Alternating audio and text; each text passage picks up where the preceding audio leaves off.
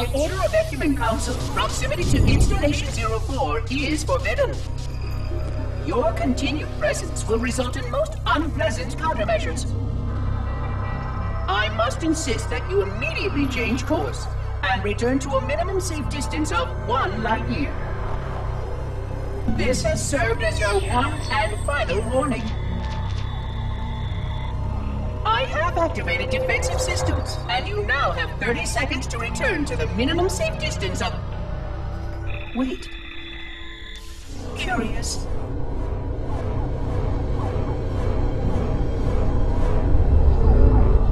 Curious indeed, after all these years.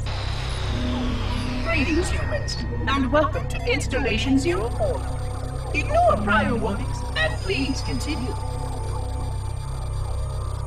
I have disabled defensive systems to allow your approach, but you must not exit your ship once you have arrived at the designated landing center. This ring contains significant dangers, and even with your assumed legacy, I must verify the presence and pitch of your gauge before allowing full access. We have much to discuss, humans. I have been away far too long. You have been away far too long.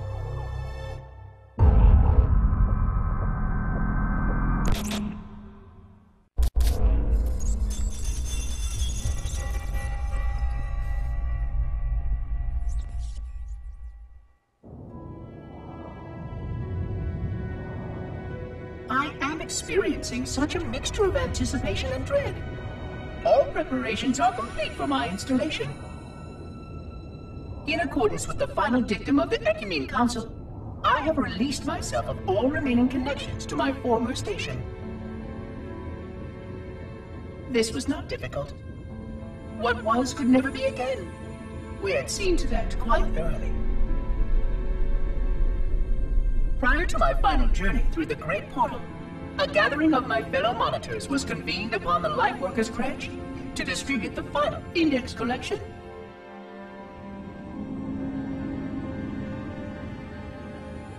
It was most unusual to have this vessel of rebirth play host to such an event. Even though Lightworker ships were the only ones still allowed slip-space formations, Lightworkers were responsible for getting us to our places on the active facilities of the array. While all of this was in accordance with the plan, one entirely unsatisfactory breakdown remained. We had no contact with the domain.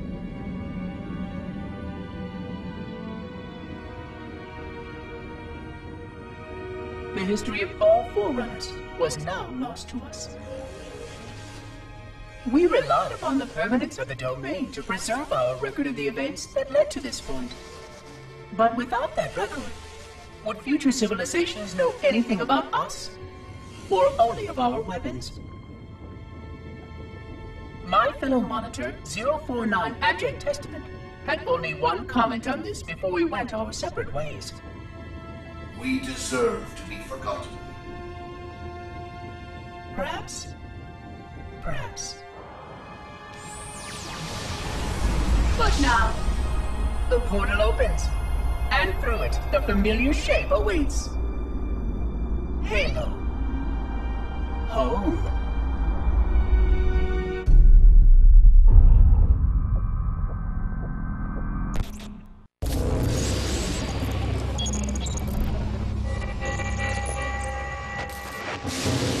Construct, who is your maker? Sadness and despair, Oracle. I am unworthy. I was not made. Never made, but you are right here, where you should not be. Tell your charges to cease their efforts immediately. Quarantine must not be violated.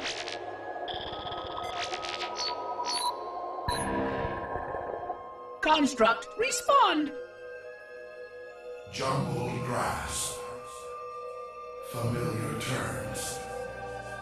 I serve. None serve me, Oracle. Your charges must cease all aggression towards the Reclaimers and leave this installation at once. Construct, you are dangerously close to unleashing a force you cannot comprehend.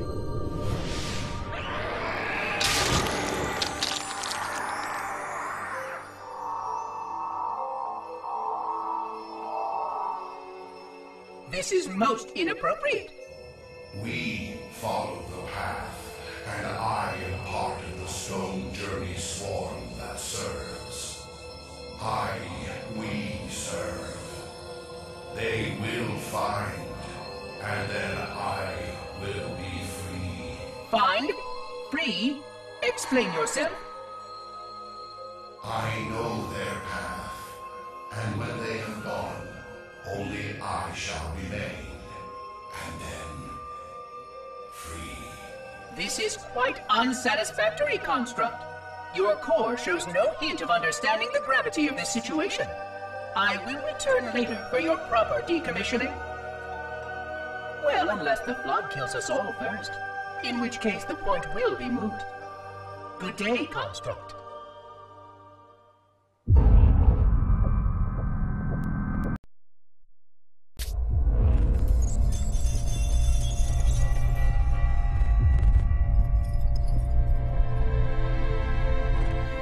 Entropy. It has now been 3,000 years since my last contact with any of the other caretakers of the Halo Array. Despite clear communications protocol, my fellow monitors have either chosen to ignore, or, more likely, have lost the ability to engage in our scheduled updates. The continued lapse of the domain means that we are stuck with achingly slow wormhole superluminal communications. Prior to this total communication shutdown, the only messages I received in the preceding 4,573 years were incomplete and quite perplexing transmissions from Installation 05.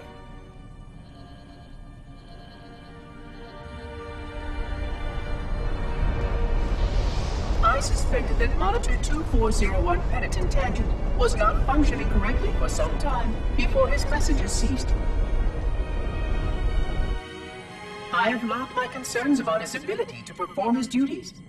At this point, however, I'm not sure who I file logs for. 2401 may be destined for madness.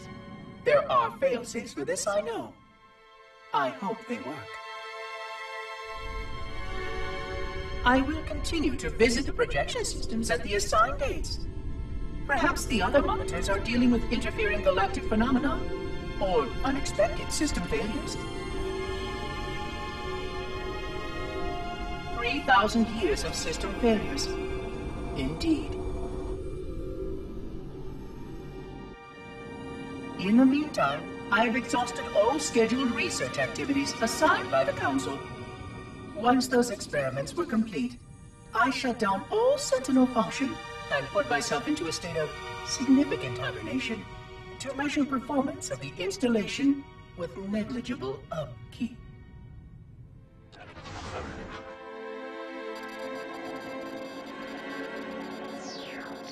After 150 years with no noticeable impact upon installation systems or integrity, even in hibernation I became bored. This was quite troubling, as I was led to believe I was not capable of such a state. This was one of the gifts I was promised, an end to strife. I am aware of the dangers of a system such as myself losing operational focus. Quite troubling. I wonder if my fellow monitors are experiencing similar states, or if this is because of my particular path to this installation. For amusement, I have begun a series of experiments involving the evacuation of all matter from contained sections of my installation. By measuring the geologic effects of exposure to the vacuum of space, and the eventual biological recovery of these sections, I anticipate getting valuable insight into emergency response scenarios in case of Sentinel proximity warning.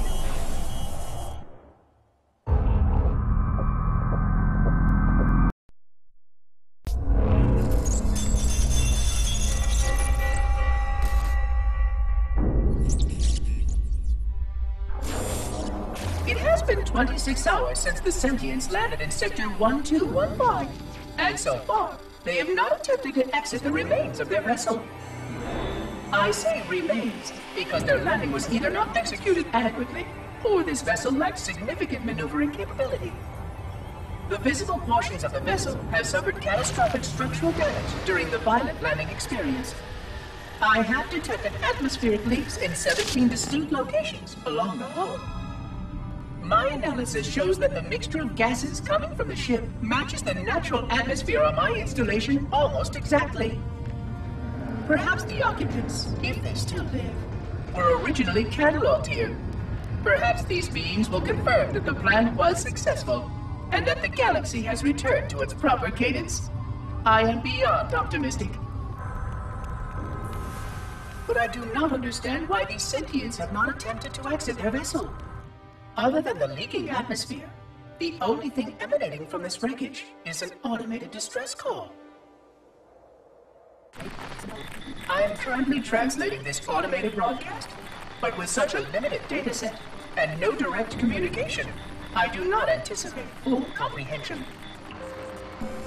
Given the short-range nature of this craft, it is likely that other vessels are nearby. But, in accordance with procedure, I am blocking the distress call. No communication of the location of any installation is permissible. I admit great curiosity about these visitors.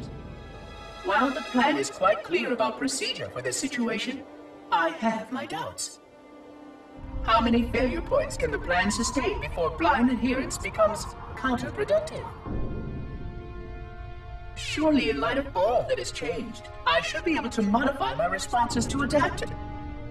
No, I have duties, and I have a terrible cargo here.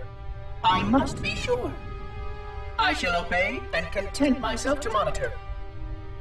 I hope they come out soon, though. So many questions to ask. So many questions.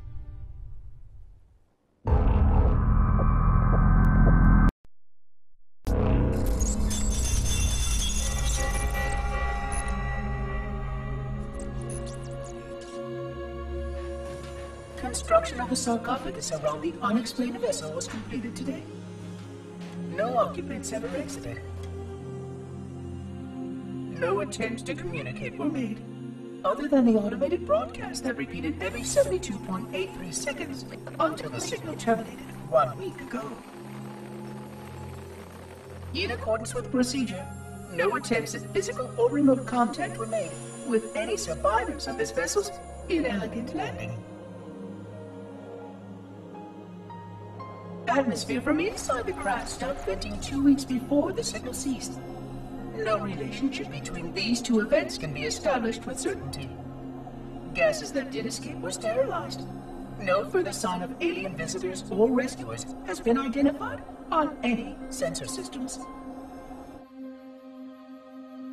I have now endured 60,000 years without word from outside the array.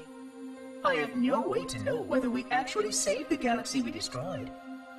And because of protocol, I sat silently while my first chance to be judged for those acts died. To say that I regret being forced to this outcome is a tremendous understatement. But as I perform my inspection of the quarantine labs today, I am reminded of the gravity of my responsibilities. Just one of these spores, if released from this facility, would render the ultimate judgment against our self-appointed role as protectors of this galaxy.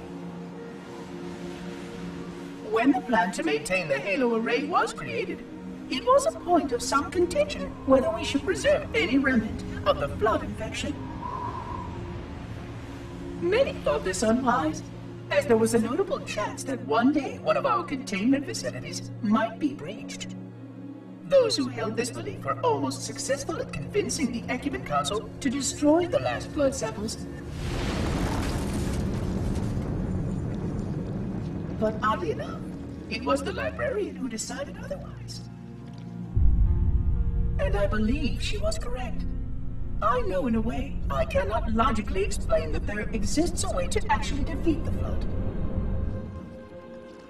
To immunize, to cure. I still struggle with multiple layers of memory of fighting the flood.